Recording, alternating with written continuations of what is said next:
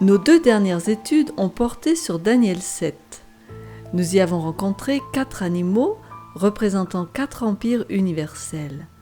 Le lion, l'ours, le léopard et l'animal indescriptible, qui représentent les empires babyloniens, médo-perse, gréco-macédonien et romain. Le 4e animal fut tout à fait intéressant pour Daniel. D'ailleurs, la plus grande partie du chapitre 7 lui est consacrée. Daniel vit une petite corne émerger de l'Empire romain. L'ange qui expliquait ces mystères à Daniel lui fit une description détaillée de la petite corne afin que nul doute ne demeure sur son identité. La Bible et l'histoire prouvent indéniablement que la petite corne de Daniel 7 est l'Église de Rome. Daniel présente également le jugement lors duquel la petite corne sera condamnée à la destruction et les saints de Dieu hériteront du royaume éternel. Daniel 8 répète en grande partie, par des prophéties parallèles, ce que nous avons découvert au chapitre 7, avec toutefois quelques détails supplémentaires. Si les visions de Daniel 2 et 7 commençaient par l'Empire babylonien, Daniel 8 laisse Babylone et commence avec l'Empire médo-perse. Tout cela parce que Babylone est alors sur son déclin. C'est la 3e année du règne de Belshazzar et les Perses sont sur le point de remplacer Babylone comme empire mondial. Le chapitre 8 porte son attention principale sur la petite corne. Le langage et les symboles changent parce que l'attention est attirée vers la purification du sanctuaire en relation avec le jour des expiations célestes. Daniel 8 va donc contribuer à nous faire comprendre comment la petite corne a jeté la vérité par terre et foulé aux pieds le sanctuaire. Alors que Daniel 7 montre le tribunal céleste et le Fils de l'homme recevant le royaume, Daniel 8 montre la purification du sanctuaire céleste. Ainsi, on comprend qu'il y a un parallélisme entre la purification du sanctuaire céleste, dans Daniel 8, et le jugement de Daniel 7, et que les deux sont en fait une seule et même chose.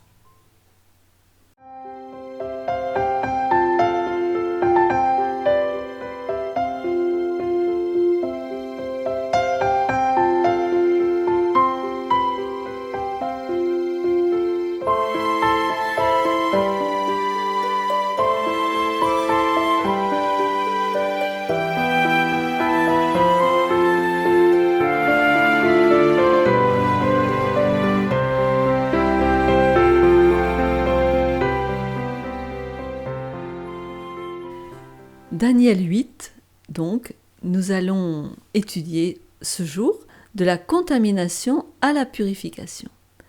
Je vais vous lire Daniel 8, versets 1 et 2. Nous procéderons comme d'habitude, pratiquement verset par verset. La 3e année du règne du roi Belshazzar, moi, Daniel, j'eus une vision, outre celle que j'avais eue précédemment. Lorsque j'eus cette vision, il me sembla que j'étais à Suse, la capitale, dans la province d'Élam, et pendant ma vision, je me trouvais près du fleuve d'Ulaï. Les versets situent le temps et le lieu de la scène. Suse, c'est l'ancienne métropole d'Élam, qui était encore une province babylonienne avant d'être annexée par les Médo-Perses.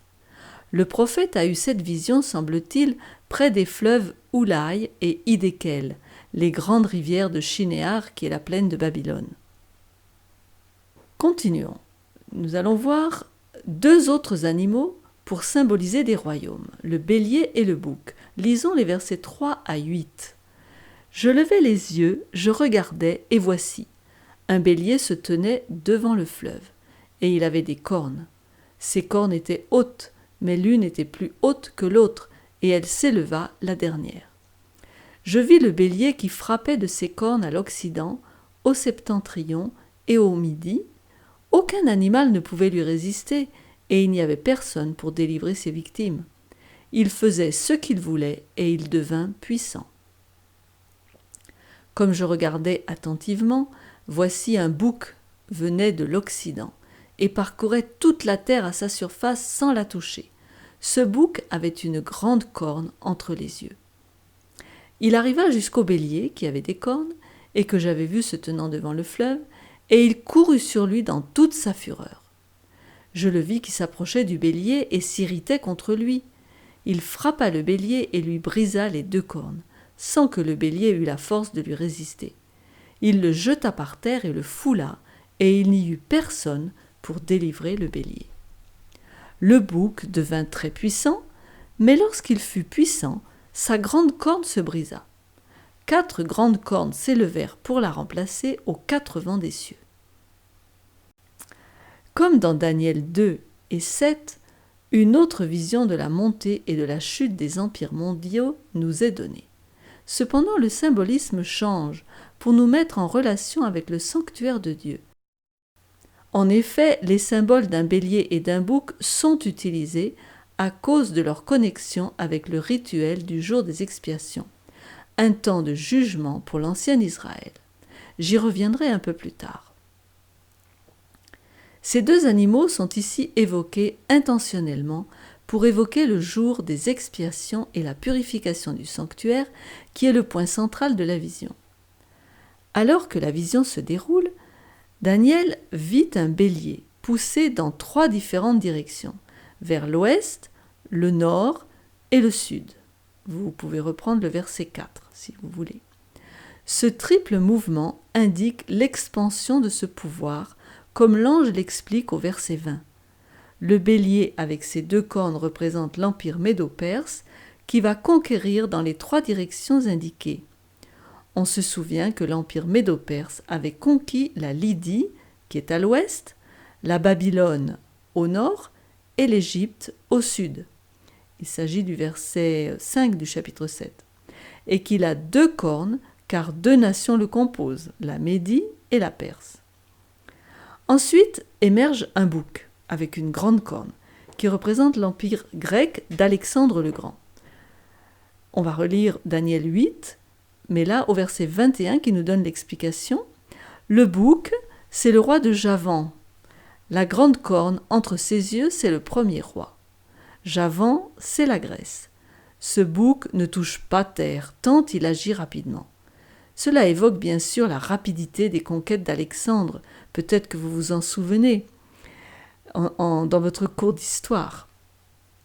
La prophétie indique ensuite la division du royaume grec en 4 parties, sur lesquelles régneront ces 4 généraux à la mort d'Alexandre à 32 ans en 323 avant Jésus-Christ.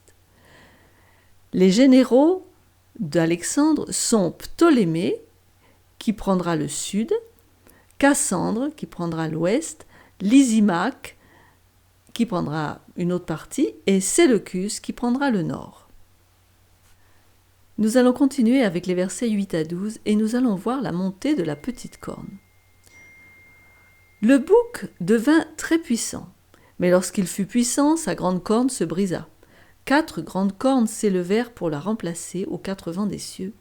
De l'une d'elles sortit une petite corne qui s'agrandit beaucoup vers le midi, vers l'orient et vers le plus beau des pays.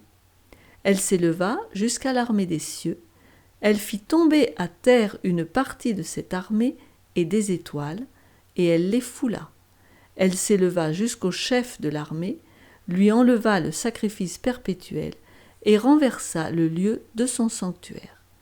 L'armée fut livrée avec le sacrifice perpétuel à cause du péché. La corne jeta la vérité par terre et réussit dans ses entreprises. Eh bien, même si vous pensez que le langage est compliqué, nous allons décrypter et vous allez voir que nous allons pouvoir comprendre. Il faut reprendre le verset 8 pour bien comprendre d'où vient la petite corne. La petite corne sort-elle des 4 vents du ciel ou des 4 cornes représentant les empires des 4 généraux d'Alexandre? La structure grammaticale du texte dans l'original indique que la petite corne vient de l'un des 4 vents du ciel et non des cornes. De plus, en suivant la logique dans les chapitres 2 et 7, l'empire gréco-macédonien est suivi par l'empire romain. Au chapitre 7, la petite corne a été identifiée comme Rome dans sa phase papale. Mais le verset 9 semble parler de Rome dans sa phase païenne, car il est dit qu'elle s'agrandit vers le midi, vers l'orient et vers le plus beau des pays. Cela signifie l'étendue des conquêtes de cet empire vers le sud, l'Égypte, qui est annexée en 30 avant Jésus-Christ, vers l'est, donc la Syrie, annexée en 65 avant Jésus-Christ, et vers la Palestine, que la Bible appelle le plus beau des pays selon la Bible, donc annexée en 63 avant Jésus-Christ. Les versets 10 à 12 dépeignent les activités de la petite corne. Comme déjà signalé, la petite corne de Daniel 7 ressemble beaucoup à celle de Daniel 8. Je me propose de vous faire découvrir ce petit tableau avec les versets que je ne vais pas répéter, mais vous pouvez vérifier et vous verrez que les activités sont les mêmes. Les deux cornes sont petites à leur début, aussi bien dans Daniel 7 que dans Daniel 8. Les deux cornes de Daniel 7 et de Daniel 8 s'agrandissent plus tard. Les deux sont des puissances persécutrices. Les deux s'exaltent et blasphèment. Les deux visent leurs attaques sur le peuple de Dieu. Les deux sont l'objet d'un temps prophétique. Les deux vont jusqu'au temps de la fin. Et enfin, les deux seront détruites de manière surnaturelle. Je vous prie de vérifier. Ce n'est pas moi qui invente. Vérifiez avec les versets et vous verrez qu'elles ont les mêmes activités. La conclusion évidente est que ce pouvoir est le même, c'est-à-dire la Rome papale. Ces versets de 9 à 12 nous représentent les activités de cette corne pour prospérer et faire la guerre au royaume de Dieu. Avec la persécution du peuple fidèle, appelée ici l'armée des cieux, son élévation jusqu'au chef de l'armée qui est Christ, dans le fait que les papes occupent la place de Dieu sur terre, qu'ils sont infaillibles et qu'ils ont le pouvoir de pardonner le péché. Autre activité, l'enlèvement du sacrifice perpétuel, le renversement du sanctuaire du chef, qui est Christ, ou du prince. La vérité aussi est mise par terre, par cette entité. Puisque les deux premiers points ont été traités dans l'étude de Daniel 7, nous examinerons de plus près les 3 points supplémentaires qui décrivent comment la petite corne attaquera le vrai plan du salut incarné dans l'évangile de Christ. Au verset 10, la petite corne tente de dupliquer à un niveau spirituel les efforts des constructeurs de la tour de Babel. Relisons le récit, versets 4 et 5 de Genèse 11, concernant cette construction. Ils dirent encore, « Allons, bâtissons-nous une ville et une tour dont le sommet touche au ciel, et faisons-nous un nom, afin que nous ne soyons pas dispersés sur la face de toute la terre. » L'Éternel descendit pour voir la ville et la tour que bâtissaient les fils des hommes. Comme autrefois, les hommes voulurent s'élever jusqu'au ciel en tentant de défier Dieu lors de la tour de Babel, en la construisant, là aussi la petite corne s'élève jusqu'à Dieu en tentant de prendre sa place sur le plan spirituel. Et en quelque sorte, c'est aussi un défi. Les mots « armée » et « étoile » peuvent désigner le peuple de Dieu dans l'Ancien Testament. Pour exemple, lisons Exode 12. « Et au bout de 430 ans, le jour même, toutes les armées de l'Éternel sortirent du pays d'Égypte. » Daniel dépeint aussi le peuple fidèle de Dieu comme des étoiles qui brillent. Par exemple, Daniel 12, verset 3, « Ceux qui auront été intelligents brilleront comme la splendeur du ciel, et ceux qui auront enseigné la justice à la multitude brilleront comme les étoiles à toujours et à perpétuité. » Il est évident qu'il ne s'agit pas d'une attaque littérale des corps célestes, mais plutôt une attaque, une persécution du peuple de Dieu, dont la citoyenneté est dans les cieux. Par exemple, Philippiens 3,20 nous dit « Mais notre cité à nous est dans les cieux, d'où nous attendons aussi comme sauveur le Seigneur Jésus-Christ. » Ces gens qui aiment Dieu, ce sont des citoyens du ciel. Et oui, des milliers de chrétiens ont été les victimes des persécutions sanglantes des empereurs romains, tels que Néron, Dioclétien au cours des âges. Maintenant, ici, l'attention est attirée sur les activités verticales de la petite corne, car l'accomplissement final de la prophétie doit être relié à la Rome papale et ses persécutions au cours du temps. Analysons maintenant le verset 11. Il parle d'un prince ou chef qui est mentionné aussi en Daniel 9, 25 et Daniel 10, verset 21. Michael, votre prince ou chef, en hébreu c'est le mot sar, et en Daniel 12, verset 1, c'est aussi Michael, le grand prince ou chef, le même mot sar. Il ne peut s'agir que de Jésus-Christ, qui est le prince de l'armée mentionnée, le peuple de Dieu, et il est aussi son grand prêtre dans le ciel. Ainsi, la papauté et le système religieux qu'elle représente assombrit et tente de supplanter le rôle de prêtre de Jésus.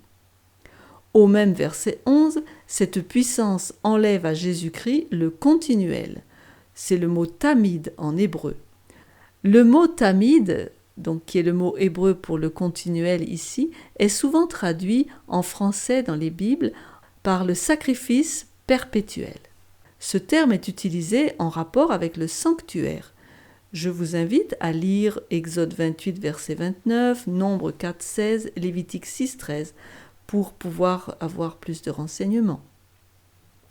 Le service du sanctuaire constituait une leçon de choses du grand plan du salut, rendu effectif en Christ.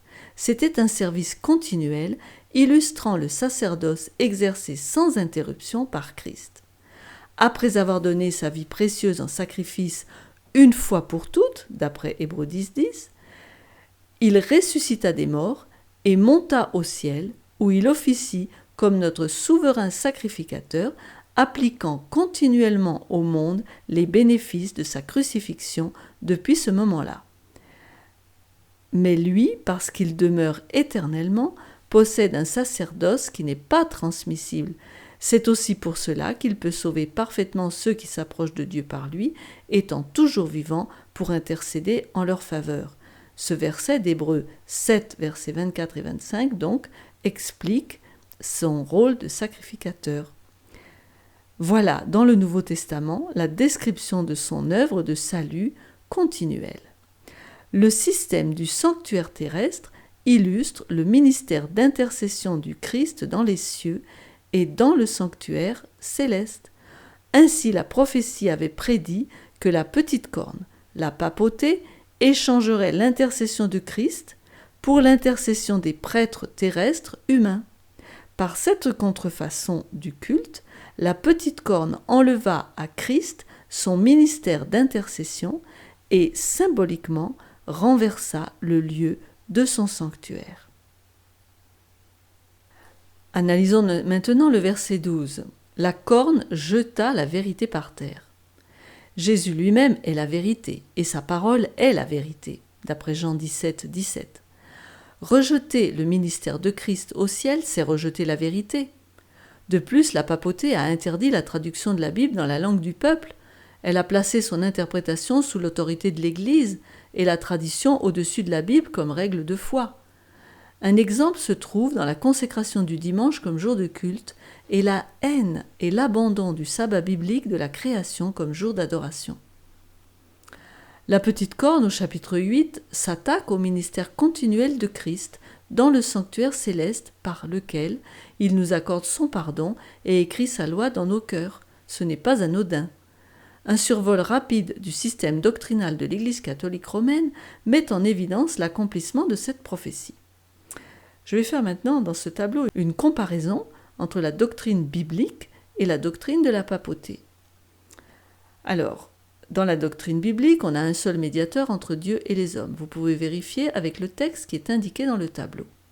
La doctrine de la papauté, elle a instauré un clergé composé d'hommes et elle a enseigné que les saints décédés, et Marie d'ailleurs, sont des médiateurs auxquels nous pouvons adresser nos prières.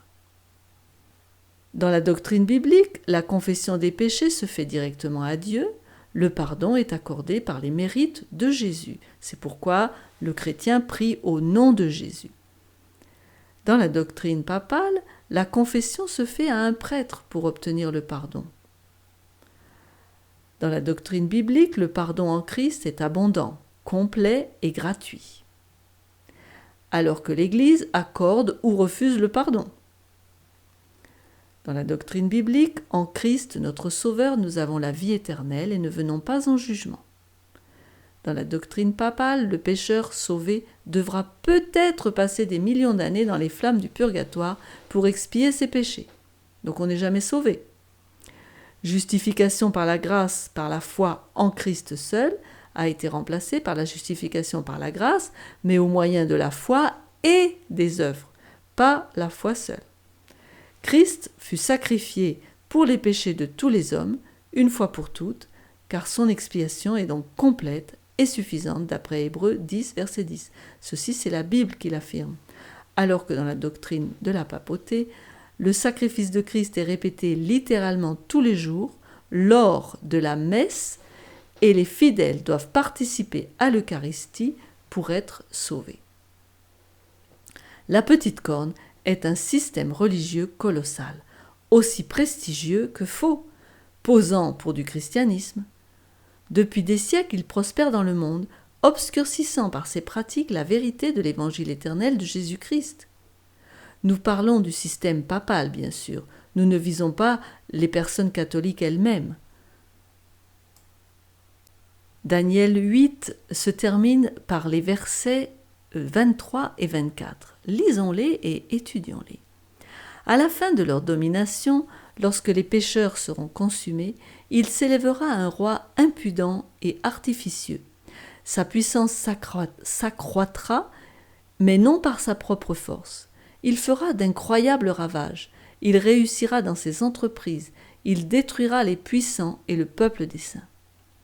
Eh bien, là, il s'agit de Rome, dans ses phases païennes et papales. La purification du sanctuaire, il nous reste maintenant à l'examiner. En effet, les versets 13 et 14 que nous n'avons pas étudiés, nous devons maintenant essayer de les comprendre à la lumière de tout ce que nous avons dit avant. J'entendis parler un saint, et un autre saint dit à celui qui parlait : « Pendant combien de temps s'accomplira la vision sur le sacrifice perpétuel et sur le péché dévastateur ? Jusque à quand le sanctuaire et l'armée seront-ils foulés ? En d'autres termes, pendant combien de temps ce système dévastateur d'un christianisme contrefait pourra-t-il commettre ce crime terrible de s'exalter soi-même à la place du véritable évangile de Christ ? Jusque à quand cette fausse Église encouragera-t-elle la transgression de la sainte loi de Dieu sous le couvert du christianisme ?